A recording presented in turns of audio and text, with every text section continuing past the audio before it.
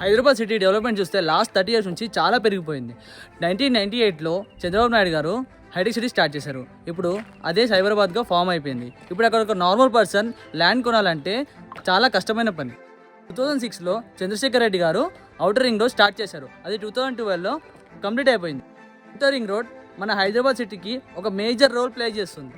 Next airport విషయానికి వస్తే 2000లో చంద్రబాబు నాయుడు గారు ప్రపోజ్ చేసిన ఎయిర్పోర్ట్ని 2008లో రాజశేఖర రెడ్డి గారు స్టార్ట్ చేశారు. 2007లో అప్రూవ్ అయిన మెట్రో ప్రాజెక్ట్ 2012లో భూమి పూజ చేశారు. 2017లో బీఆర్ఎస్ గవర్నమెంట్ మెట్రో స్టార్ట్ చేశారు.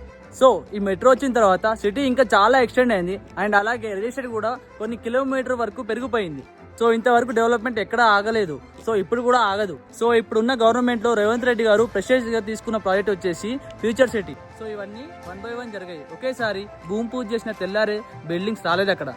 సో మీ ఇన్వెస్ట్మెంట్ కూడా అంతే.